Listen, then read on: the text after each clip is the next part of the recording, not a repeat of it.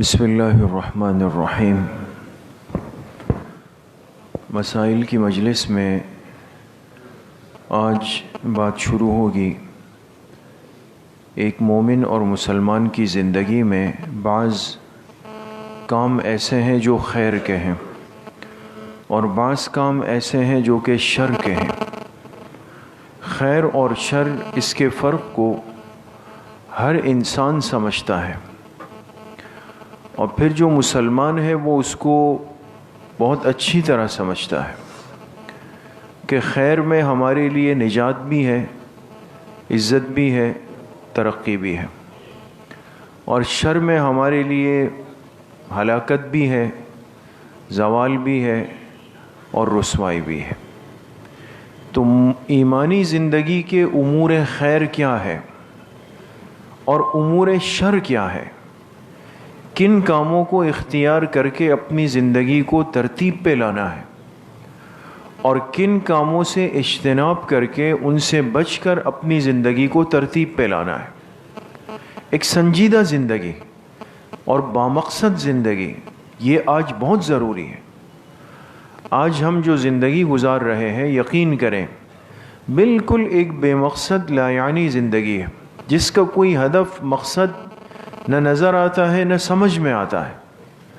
جو چیز دل چاہ رہا ہے وہ کر لیتے ہیں، آنکھوں کو اچھی لگتی ہے دیکھ لیتے ہیں، زبان جس کو چاہتی ہے بول لیتے ہیں، کان جو چاہتے ہیں اس کو سن لیتے ہیں، شرمگاہ جو تقاضا کرتی ہے اس پہ عمل کر جاتے ہیں۔ یہ کیا ہے؟ بے مقصد زندگی ہے۔ لیکن میرے عزیزوں، دوستوں، بزرگوں، یہ بات یاد رکھیں، ایک مومن اسی وقت قیمتی بنتا ہے جب وہ اپنی زندگی کو بامقصد بناتا ہے۔ اور بامقصد زندگی کیا ہے؟ کہ جس میں امور خیر کا اہتمام ہو اور امور شر سے اجتناب ہو۔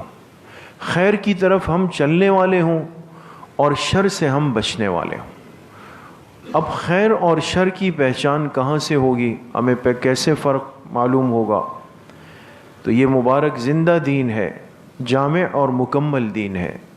اس لیے جناب نبی کریم صلی اللہ علیہ وسلم نے اپنی امت کو خیر اور شر کا فرق بھی بتایا ہے اور اس پر عمل کرنے کا طریقہ بھی بتایا ہے۔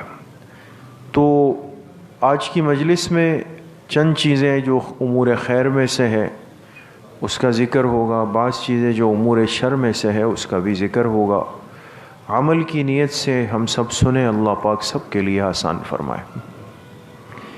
پہلی چیز فرماتے ہیں کہ ایک شخص نے آ کر آپ علیہ الصلاۃ والسلام سے پوچھا تھا کہ مل ایمان، ایمان کیا ہے؟ تو آپ علیہ الصلاۃ والسلام نے جواب میں فرمایا کہ نیت کو خالص رکھنا، نیت کو خالص رکھنا۔ اب دیکھیں، سوال کس چیز کے بارے میں تھا؟ ایمان کے بارے میں، ایمان۔ اور اس ایمان کا جو سوال تھا اس کا جواب آپ علیہ السلام نے ارشاد فرمایا کہ اپنی نیت کو درست کر لو۔ ایک حاصل اور خلاصہ بتا دیا اور ایک مومن کو سمجھا دیا کہ جب تک کسی بھی عمل میں ہماری نیت صحیح نہ ہو، خالص نہ ہو، درست نہ ہو، تو اس عمل میں وقت تو لگے گا، وقت لگے گا، آپ کا جسم بھی استعمال ہوگا، توانائی بھی استعمال ہوگی، لیکن اللہ پاک کے ہاں اس عمل کی ذرہ برابر حیثیت نہیں ہوگی۔ اخلاص نیت بنیاد ہے، بنیاد ہے، اس کے بغیر کچھ نہیں ہو سکتا ہے۔ اور اسی طریقے سے یاد رکھیں، اللہ پاک کے ہاں سے جو فیصلے ہوتے ہیں یہ بندوں کی نیت کے اعتبار سے ہوتے ہیں۔ اور آپ علیہ السلام نے حدیث پاک میں اس کی وضاحت فرمائی، ان اللہ تعالی لا ينظر الى صورکم واموالکم ولکن ينظر الى قلوبکم واعمالکم۔ اللہ تعالیٰ نہ تمہارے چہروں کو دیکھتے ہیں کہ یہ کتنے خوبصورت ہے، مزین ہے اور بنائے ہوئے ہیں، تراشے ہوئے ہیں، خراشے ہوئے ہیں، اس میں کتنی دفعہ کنگھی کی گئی ہے، اس کو کس طرح صاف کیا گیا۔ اللہ پاک کے ان چیزوں کی حیثیت نہیں۔ نہ اللہ پاک تمہارے اموال کو دیکھتے ہیں کہ اس نے کتنا بنایا، کتنا جمع کیا، کہاں کہاں جمع کیا۔ اللہ کی نگاہ اور نظر کہاں ہے؟ وَلَكِنْ يَنْظُرُ إِلَىٰ قُلُوبِكُمْ، اللہ دیکھ رہے ہیں تمہارے دلوں کو، تمہارے اعمال کو۔ تو دل یہ کس چیز کا مرکز ہے؟ نیت کا، نیت کا۔ یہیں سے نیت بنتی ہے اور یہیں سے نیت بگڑ جاتی۔ آج چونکہ ظاہر پرستی ہے، ہر چیز میں ہم ظاہر پہ محنت کرتے ہیں کہ میرا چہرہ ایسا بن جائے، میرا لباس ایسا بن جائے، میرا چلنا پھرنا ایسا بن جائے، اور لوگ مجھے دیکھ کر مجھ سے متاثر ہو جائیں، مجھ سے متاثر ہو جائے۔ اس لیے ہمارے بزرگوں نے لکھا کہ جس انسان کے پاس کوئی کمال اور وصف نہیں ہوتا، یہ اپنی نالائقی کو چھپانے کے لیے ظاہر کے پیچھے اپنے آپ کو پوشیدہ کرتا ہے، اور جس کے اندر کمال ہو، اوصاف ہو، تو اس کا ظاہر بالکل سیدھا سادہ ہوگا، اس کو اپنے جسم اور لباس کی فکر نہیں ہوگی۔ اس لیے جن بڑوں کے ہم تذکرے سنتے ہیں، پڑھتے ہیں، جو ہر اعتبار سے بھرپور لوگ تھے لیکن سادہ زندگی تھی۔ ہمارے حجت الاسلام حضرت مولانا قاسم نانوتوی رحمۃ اللہ علیہ کے بارے میں آتا ہے نا، جن سے اللہ نے اتنا بڑا فیضان جاری کیا ہے۔ آج پوری دنیا میں مسلک حق کی جتنی محنت جس عنوان سے ہو رہی ہے، جس راستے سے ہو رہی ہے، اس کی بنیاد میں دو ہستیوں کا فیض ہے۔ ایک حجت الاسلام حضرت مولانا قاسم نانوتوی رحمۃ اللہ علیہ، اور ایک قطب الارشاد حضرت مولانا رشید احمد گنگوہی رحمۃ اللہ علیہ۔ دونوں ہستیوں کا ہے، لیکن دونوں کا ظاہر کیا تھا کہ دیکھنے والا یہ بھی نہیں سمجھتا تھا بعض دفعہ کہ یہ کوئی عالم جا رہے۔ اتنے سادہ لوگ تھے، ایک تہبند میں، ایک قمیص میں، ایک رومال سر سے باندھا ہوا۔ اور حضرت نانوتوی رحمۃ اللہ علیہ کا مشہور جملہ ہے، فرمایا اگر ہمارے ساتھ یہ علم کی نسبت نہ لگی ہوتی تو قاسم اپنے آپ کو ایسے مٹا دیتا کہ کوئی اس کو پہچان نہیں سکتا تھا۔ اصل تو یہ ہے، جس ذات کے لیے کام ہو رہا ہے اس ذات کے علم میں ہے، اس کو بتانا نہیں پڑتا کہ یہ کام میں نے یہ کیا اور اتنی دفعہ کیا اور اس طرح کیا اور اس ترتیب پہ کیا۔ تو آج اخلاص کی بہت بڑی ضرورت ہے۔ ہم عمل بعض دفعہ کر جاتے ہیں لیکن شیطان آ کے خراب کر دیتا ہے۔ وہ کہتے ہیں بھئی اس کا اظہار کرو، تم نے اتنا خرچ کیا، تم نے اتنی محنت کی، اتنی خدمت کی، اتنا یہ کیا، کسی کو تو پتہ چلے نا بھائی۔ آ کے خراب کرتا ہے۔ اخلاص نیت اصل ہے اور بنیاد ہے، اور جب بندہ دل سے صاف ہوتا ہے، یقین کریں دل سے جب بندہ صاف ہوتا ہے، ساری دنیا کھڑی ہو جائے گی، لیکن اللہ پاک ایسے راستے بناتے ہیں، ایسی ترقیات اور ایسے برکات دیتے ہیں، سمجھ نہیں آتا، اس لیے کہ نگاہ الہی انسان کے دل پہ پڑ رہی ہوتی۔ تو اللہ ہم سب کو اخلاص کی دولت نصیب فرمائے۔ دوسری بات فرماتے ہیں کہ انسان اگر اس دنیا میں کوئی کام اس مقصد سے کر لے تاکہ لوگوں کو معلوم ہو جائے یا لوگ میرے کمالات کو سن لیں، تو فرمایا جس نے اپنی ذات کو سنانے کے لیے کوئی کام کیا تو اللہ پاک قیامت کے دن اس کے عیب مخلوق کو سنائیں گے، اور جس نے دکھلاوے کے واسطے کوئی کام کیا تو اللہ پاک قیامت کے دن اس کے عیب مخلوق کو دکھائیں گے، مخلوق کے لیے جو کچھ کیا جا رہا۔ تیسری بات فرماتے ہیں کہ ایک مومن کی زندگی قرآن اور حدیث پر چلنے میں گزر جائے۔ یہ چونکہ دو ہمارے لیے مراجع ہیں، مأخذ ہے، لینے کی جگہ ہے جہاں سے انسان کو مل سکتا ہے۔ جیسے ہر چیز کا ایک مین سپلائی پوائنٹ ہوتا ہے اور وہاں سے سب کچھ آ رہا ہوتا ہے۔ آپ دیکھیں نا بعض دفعہ اچانک لائٹ چلی گئی، بھئی کیا ہوا؟ بھئی جو مین لائن کراچی کی ہے وہ ٹرپ کر گئی، اب باقی سب سیٹ ہے، اپنی جگہ پر ہے، لیکن لائٹ نے کام کیوں چھوڑا؟ اس لیے کہ جو مرکزی پوائنٹ تھا وہ خراب ہو گیا، اس نے کام چھوڑ دیا۔ تو ہمارے لیے مرکز دو چیزیں ہیں، اللہ پاک کا پاکیزہ کلام ہے اور جناب نبی کریم صلی اللہ علیہ وسلم کی احادیث ہے۔ اگر ہماری زندگی ان دو ترتیبوں پر چل رہی ہے، اسی کے مطابق ہے، پھر تو ہم کامیاب ہیں۔ لیکن اگر اس سے ہٹ کر ہے، اپنے مزاج، اپنے ذوق، اپنے انداز، اپنی سہولت، اپنے جذبات کے مطابق ہم زندگی گزار رہے ہیں، اس کا نہ قرآن سے کہیں ثبوت ہے، نہ حدیث سے کہیں ثبوت ہے، کہیں سے نہیں ہے ثبوت، لیکن اپنے جذبات پہ عمل کر کے کہتے ہیں جی میں تو پکا سچا آدمی ہوں، دوسرا غلط ہے میں سچا ہوں. تو یہ بہت بڑی محرومی ہے. اس لیے حدیث پاک میں آپ علیہ الصلاۃ والسلام نے فرمایا ترکت فیکم امرین، میں تم میں دو چیزیں چھوڑ کے جا رہا ہوں، جب تک تم اس کو تھام کر رہو گے تو کبھی گمراہ نہ ہوگے.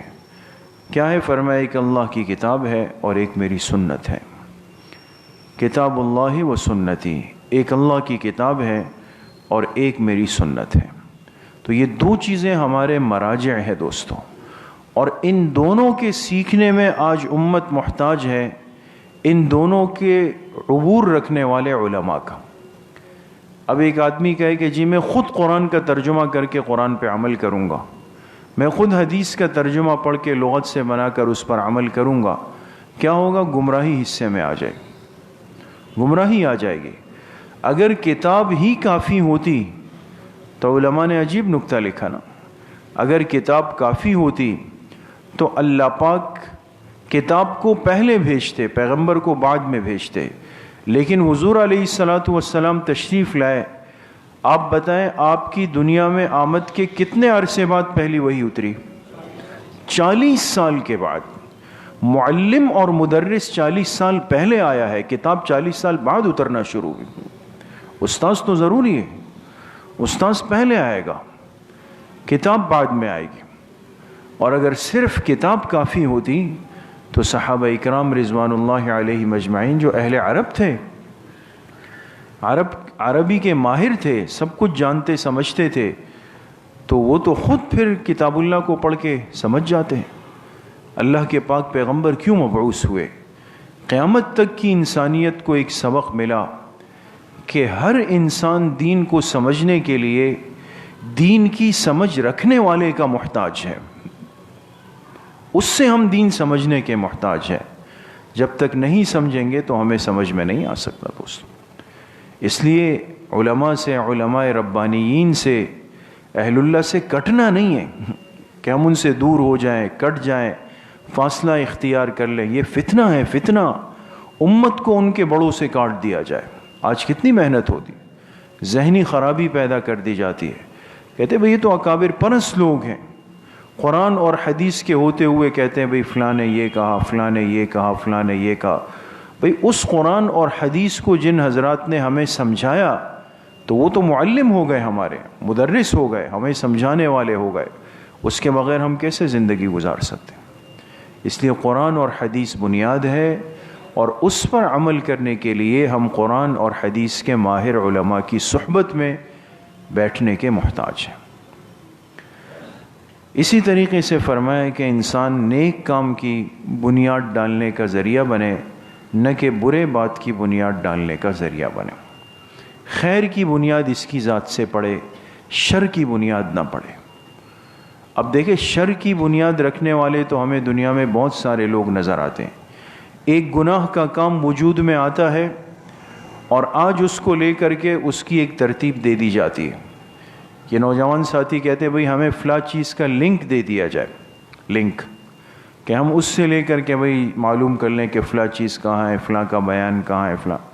اب آپ بتائیں ایک گناہ کی چیز تھی، ایک آدمی نے بنائی یا دیکھی اور اس گناہ کو لے کر کے اس کو ڈال دیا فیس بک پر یا کسی بھی چیز پر ڈال دیا، اور اس کا جو ہے وہ پتہ سب کو دے دیا. اب اس کے بعد اس کے لنک کو لے کر 100 نے، 1000 نے، 5000 نے اس چیز کو دیکھا اور وہ گناہ ان کے سامنے آیا. ان کو تو گناہ ملے گا، لیکن اس گناہ کی جو بنیاد رکھنے والا جو پہلا فرد تھا اس کے کھاتے میں ان سب کا گناہ بھی ڈالا جائے.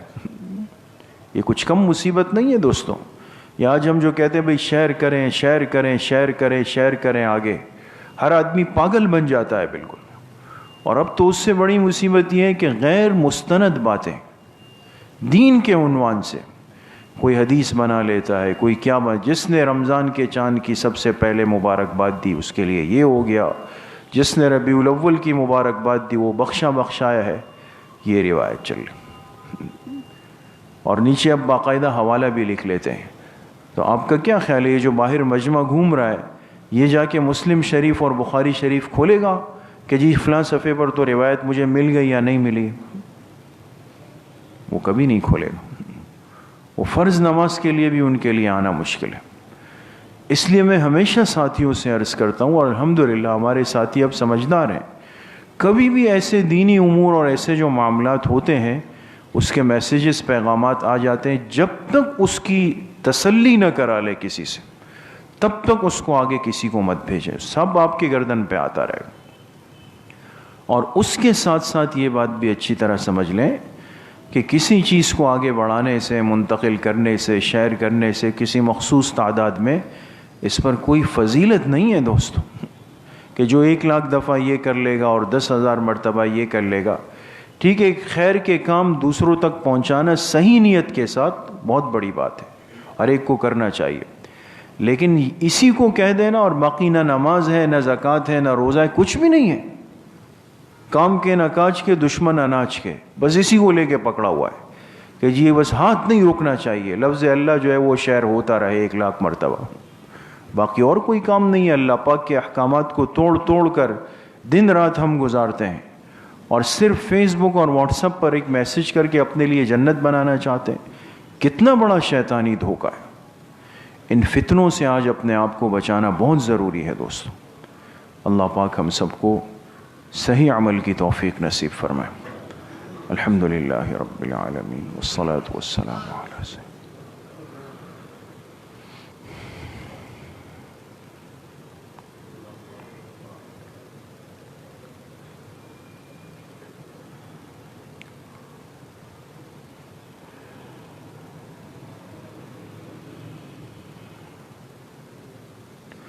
وصلی اللہ وسلم علی نبینا محمد وآلہ واصحابہ اجمعین برحمتہ۔